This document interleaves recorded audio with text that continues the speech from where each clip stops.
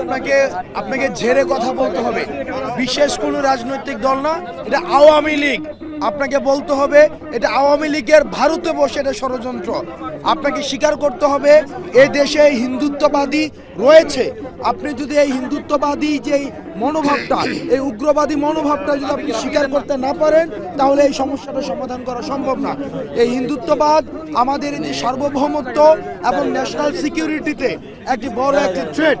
আমরা বারবার এই হাসিনা পালিয়ে যাওয়ার পরে আমরা দেখেছি যে ষড়যন্ত্র অব্যাহত আছে এবং ভারতে বসে উনি দেশের স্থিতিশীলতা নষ্ট করার জন্য পায়তারা করে যাচ্ছে।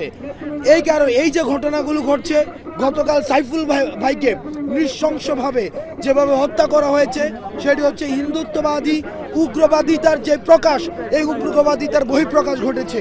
সেজন্য সাইফুল ভাইকে যারা এই যে এইভাবে হত্যা করেছে তাদের বিচার করতে হবে। ইসকনকে এই উগ্রবাদিতা ছড়ানোর জন্য নিষিদ্ধ করতে হবে। আমাদেরকে স্পষ্টভাবে বলতে হবে এই দেশে ভারতীয় হিন্দুত্ববাদিতা রয়েছে, হিন্দুত্ববাদিতার আগ্রাসন রয়েছে। আমাদের এই সাম্প্রদায়িক সম্প্রীতিকে নষ্ট করার জন্য 5 আগস্টের পরে আমাদের কোনো ভারতীয় ভাই, কোনো আমাদের হিন্দু ভাই এমন হয় নাই যে তার মন্দির ভাঙা হয়েছে, তার সম্পদ দখল হয়েছে। আমাদের দাড়ি টুপিওয়ালা ভাইরাই এইসব মন্দিরকে পাহারা দিয়েছে।